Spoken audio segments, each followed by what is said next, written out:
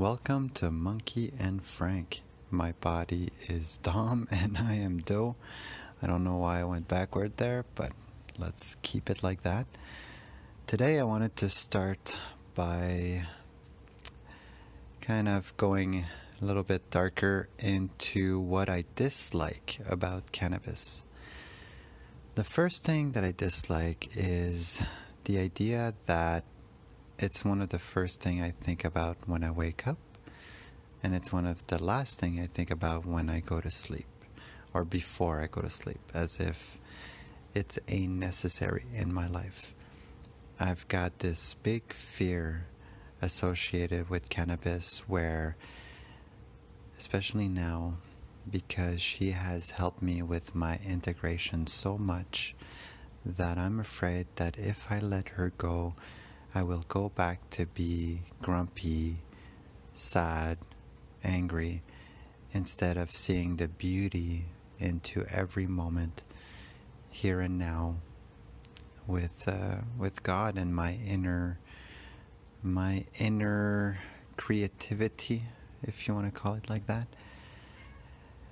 I dislike about cannabis the idea as well that when I smoke it, I get really tired, and it's really, really draining, as if I'm doing a lot of work with a master plan and I'm doing a lot of healing.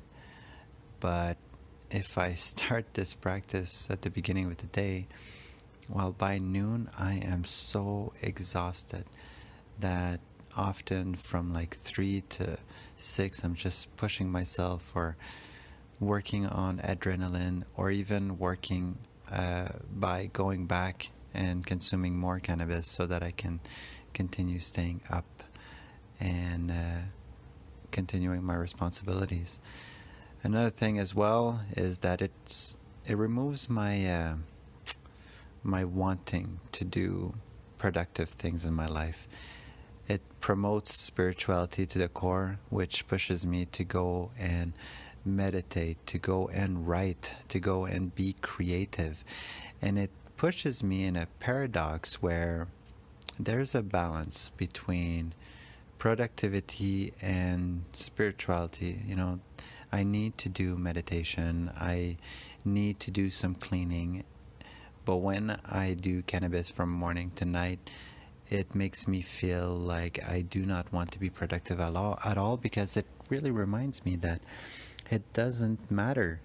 But at the same time, I see it in my paradox that if I don't take care of myself in little ways, by cleaning up or making my illusion kind of clean instead of being cluttered or full of chaos, because if your environment is clean, it's a way for you to clean your inside as well, to clean your thoughts, to clean your emotions, because you took the time. And it's so freaking weird how it works, but if you clean the outside, you are cleaning your inside at the same time. If yeah, it's when you put in effort into this illusion, in cleaning your room, to doing your homework, to studying, to doing one more hour of creativity, to whatever, it doesn't matter. The point is that the more effort you put in your life, the more you're going to feel good inside, because you're going to feel productive as well. Now, there's also a balance in there. If you work too hard and put too much effort into the exterior, then you'll burn yourself out, because you won't be putting enough inside spirituality to keep the flame alive, so that you feel like you have a purpose, right? So it's so crazy. The paradoxes are so real. But yeah, I really dislike that I get tired with cannabis. I want a better balanced life. So Mother, God, this is what I'm asking. I am asking for a balanced life when it comes to cannabis and my life. I want to be, how do I say? I would love for my effort to feel good. because I don't want to reach the destination. I know now that the destination is just another moment. It's gonna feel like here and now. So now what I want to do is start working on making the effort a joyful thing, a thing that is very spiritual and one with my feeling and my alignment with energy and source or whatever. And that to me is, I'm getting there. I feel like as I'm doing little efforts here and there, like today, I went to the grocery store and the Fruit Loops were calling me from the everywhere I went. There was a box of Fruit Loops on display at every corner, and I don't know why, but god damn, I wanted a box of Fruit Loops. I think it's because I saw a video of Tim Dillon doing another video, and he was eating cereal. And for me, right now, today, my cereal of choice would be Fruit Loops, and not the no-name brand. The Fruit Loops with the toucan Sam on the box. That's. But anyways, I did an effort, and I did not buy, and it felt good, and it didn't take too much effort not to buy those Fruit Loops. And it gave me a little bit of encouragement that my effort is paying off, and I'm starting to really create a practice of effort. And the more you practice effort, the more it comes easier. And it's crazy. I've only started applying effort in my life here and now, and it's magical to start at such an older age. I guess 39 years old. It's never too late. Now, don't get me wrong. I've been productive in my life. I've always worked the 9 to 5 really hard. And when I came home, I did what I needed to do, but I never did it in a way where it was positive. I was like, God damn, I need to clean the washroom. And I did it, and I did not enjoy.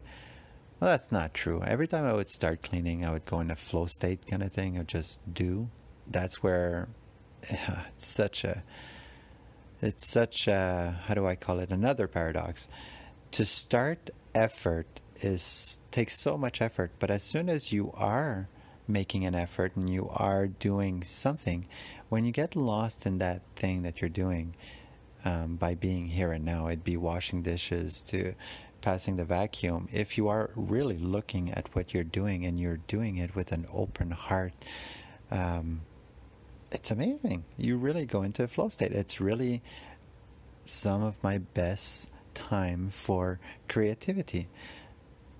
Great ideas come in, and I just take 2 seconds, write them down. I go back to my cleaning, and I tell you, it's so well planned. God, you have designed this to be such a mind fuck of a place where paradox is everything.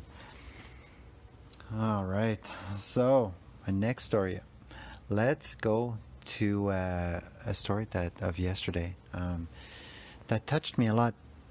I was giving a bath to my children, and Dahlia likes to have the bath to be really full, and my son is only 2 years old, and she was splashing around, so I just took 2 steps back, and as I took those 2 step backs, my son slipped and went under the water kind of forward, so he couldn't get up. He panicked. It's kind of like he went straight as a board. And I saw it, but it took me a second to realize what was happening. So I took my 2 steps back and to put him outside of the water.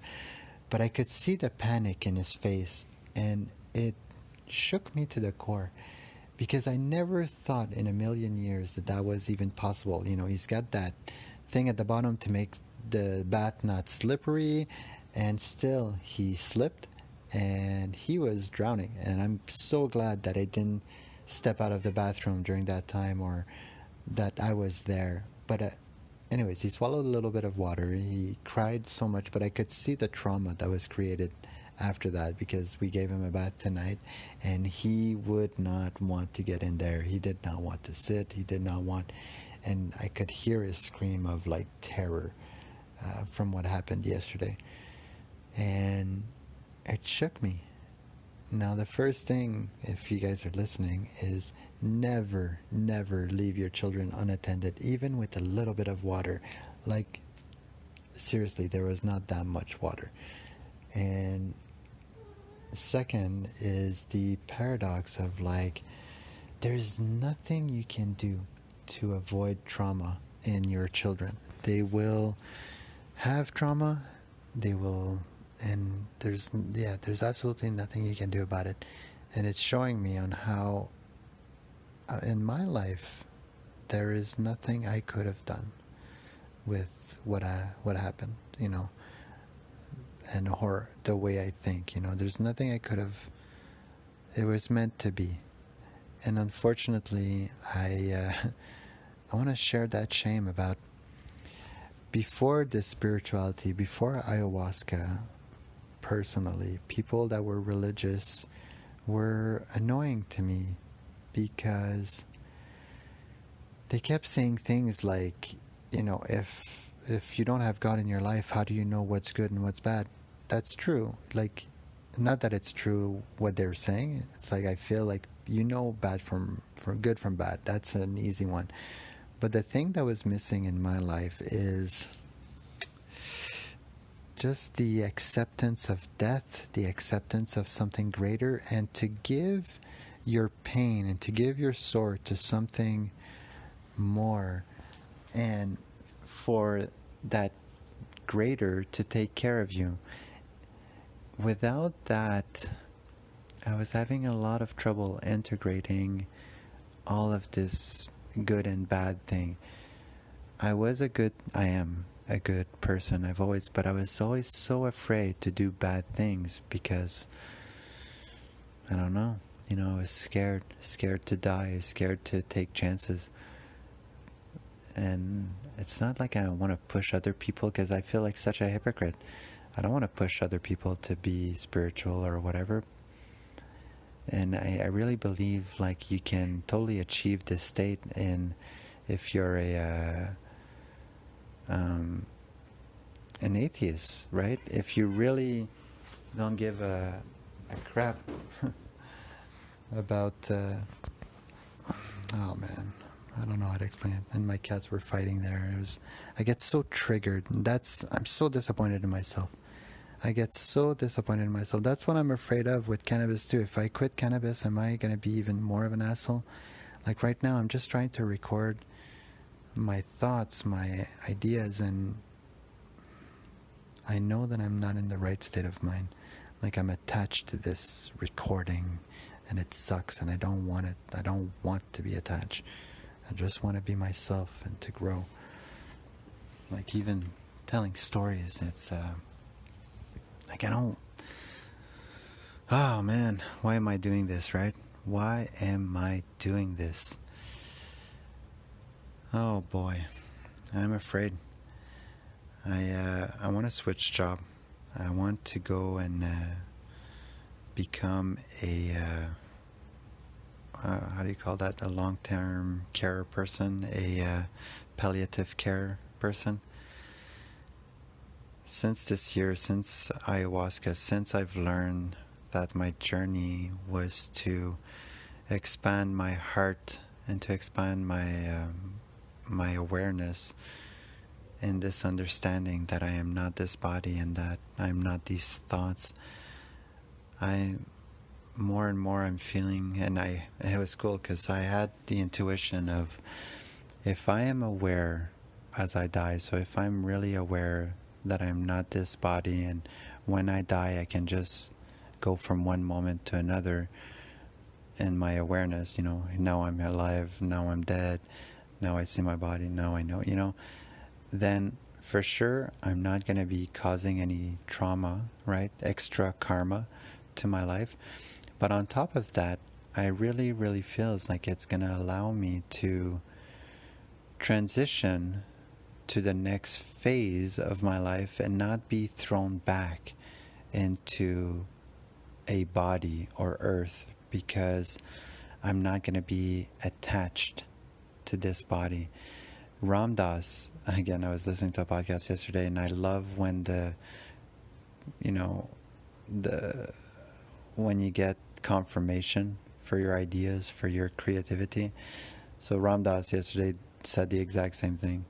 He was saying that he was talking about death. It was a podcast about death, and he was talking about the awareness of like exactly what I was trying to achieve, what I want to achieve. I mean, in this life, to be so comfortable with the idea that God exists and spirituality exists, or anything, just removing fear, to be comfortable with death. Doesn't matter spirituality or not, just to be comfortable in my own body and the knowledge that I'm gonna die, period. If there's a God or not, the more that you sit with a feeling, the more you get comfortable with it.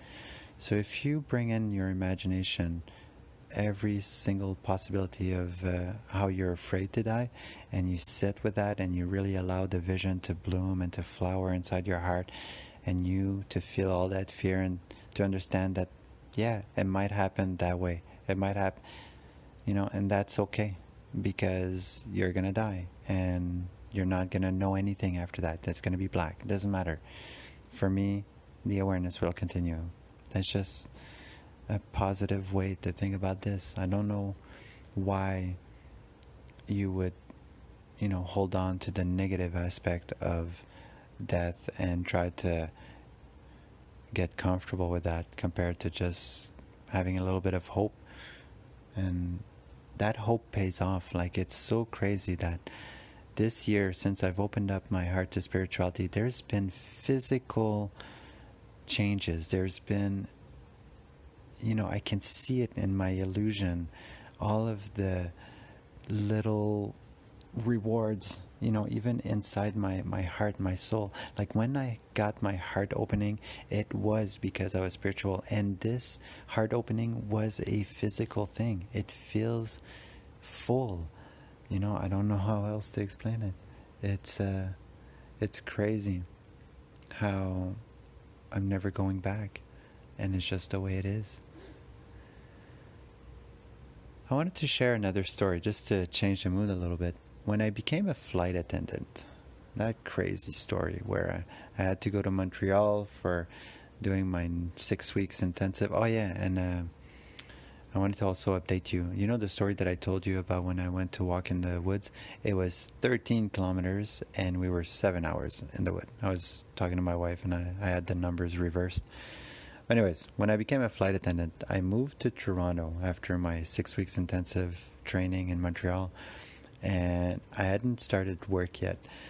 And being a cannabis user made me really poor all my life. I was a freaking loser. Like the losers that Joe Rogan talks about, the potheads.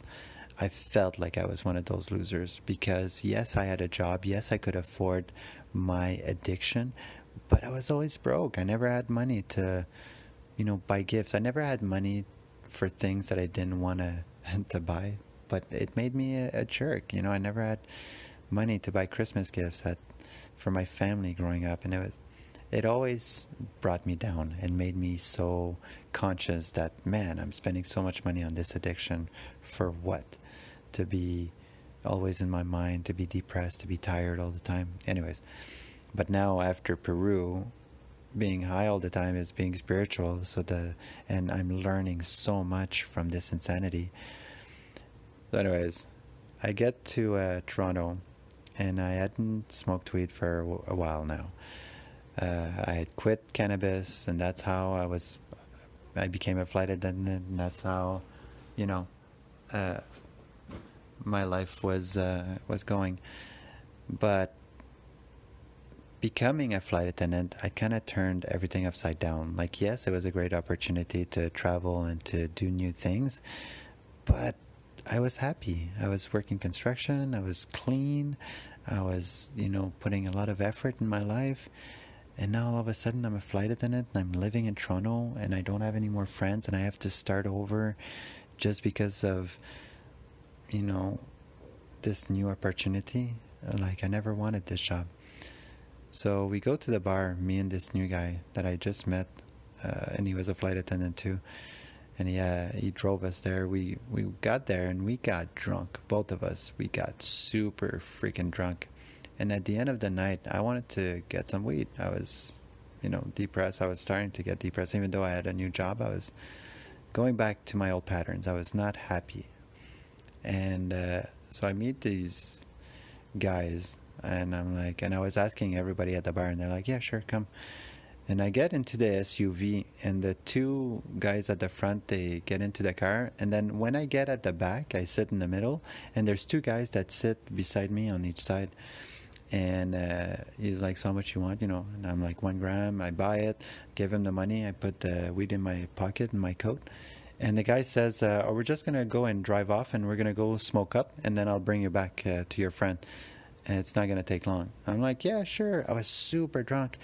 And for me, every time I partied in Montreal or even around my small town, meeting new people and going to their place to party after hours, after the bar, it's something I did so often. Like, Montreal is just so freaking open and nice and friendly. In Toronto, anyways, start writing, and they put rap on. They start rapping, and I was enjoying myself. I've never been a rapper myself or been around people that rap, but these guys were rapping, and I was enjoying myself. And I kept doing like ooh ooh, like noises, and I was super drunk. And then he rolled up a joint and he passed it from his stash.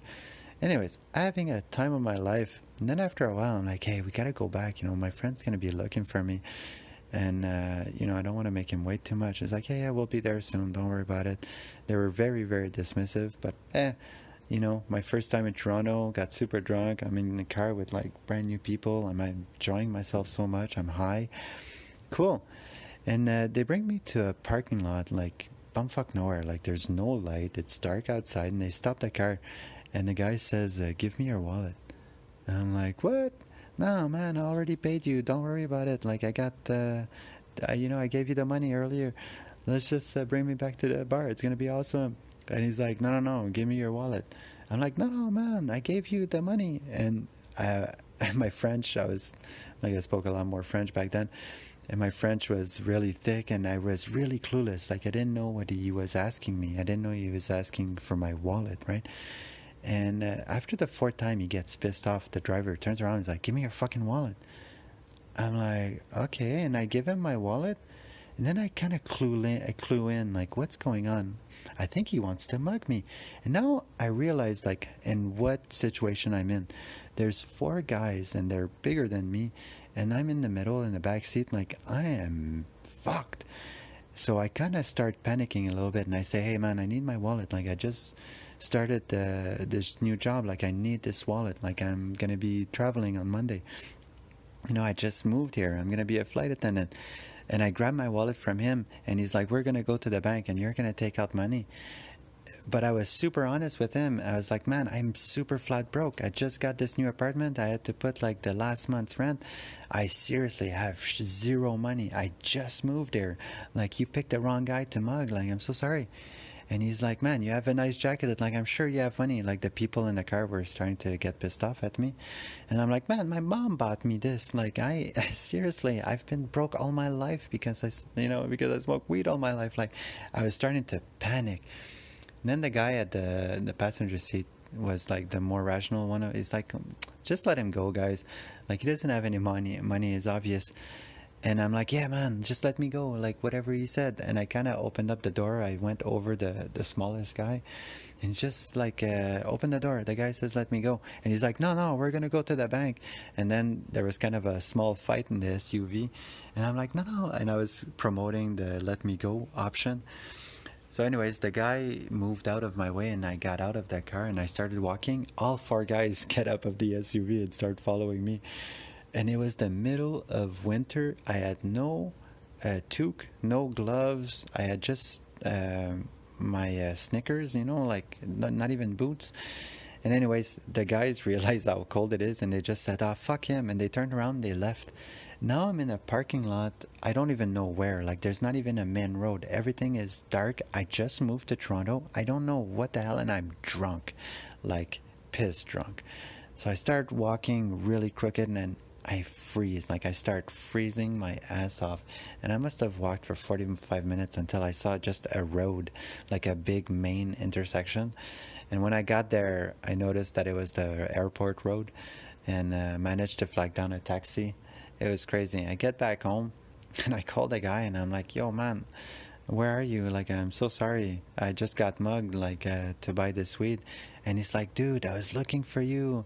And I grabbed my car and I started to ride around and I crashed it. And now I'm home. He crashed it on the side. He was drunk too. He fucking drink and drive. And I'm like, what? As if. And he sent me a picture. The car was almost total, but he managed to bring it back to his parking lot. And I don't know what it was. But anyways, this is the last time I saw that guy. And it was crazy story. Like first day in Toronto, like first week actually, and first time I partied, and it was horrible. Like I mean, I had a big cold after that, and I did smoke that joint at the end. Like you didn't even like I couldn't believe, like I didn't lose any money. I got a big cold and I got a big experience of what it's like to live in Toronto. Like I guess don't trust the way you trusted people in Montreal or in your hometown. But man, what a crazy like if that's the only time I've ever got mugged or even but I remember the fear of like holy shit. I've never even been in a fight in my life. And now I've got four guys that are gonna kick my ass because I've got no money. And anyways, it was crazy because I had so much fun with them. I really thought that they were super amazing. And when they turned around and wanted to take my money, it was like, holy shit. Oh boy. The last thing I'm going to talk about is the paradox, the Fruitloop Paradox. I went to the grocery store, and when I did that big mushroom trip, that really made me aware of my body. The next day, I was having trouble with food. The next week, I was still, and then at one point, I realized that if I would eat bad food and I would honor it as this is, yes, it's going to kill me, but I'm not afraid to die. And yes, it's going to give me an upset stomach and I'll feel like the inflammation, like I'll feel it all. But if I eat it with an honor, that I'm doing it because this is my life. I choose to eat these Fruit Loops in honor that, man, it exists. And the idea, like, to not limit yourself and to be, fear free, like having no fear. When I would eat those Fruit Loops, I would not even get the stomach pain. I would not get any almost inflammation. I could feel honor, and yet, but if I started abusing it, like let's say I would continue eating the Fruit Loops every day and I would still honor it, but at one point I knew like this is just bad. Like I'm doing something now because yes, I'm not afraid, but it becomes a disrespect to your body. So it's crazy on how every single action you take, if you have the right thought, it doesn't matter what the action is. It can be honorable, or it can be not your fault, or it can be for the love of God. Blah blah blah. But if you continue that behavior, then it could become a problem, and that's the same with spirituality.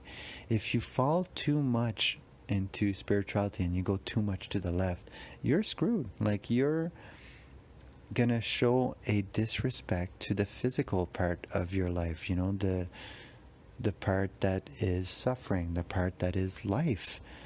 And the paradox makes it so that you're never gonna be able to be in one place for long. It's always gonna be an oscillation of up and down, physical, spiritual, and that chaos of, or even that order chaos of this tornado is what makes it so goddamn special. And I really, really believe that all of you guys all have your unique journey. What is true for one person is not true for the other. And same for inside your mind. If you one day something is true, like eating those Cheerios, and you're doing it with honor and it's not gonna kill you, but if you continue, then that's going to be bad. Anyways, I hope you guys understand what I'm trying to say. It was on my mind a lot today, and I'm really sorry for going all over the place with this podcast.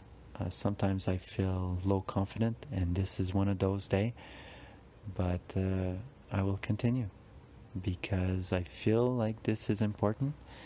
And yeah, man. Thank you, Doe. Thank you, Dom. Thank you, guys. I love you with all my heart. I am so grateful to have all of you archetypes inside of my heart and soul. And thank you for making me realize that I am not this body. I love you. Bye, guys.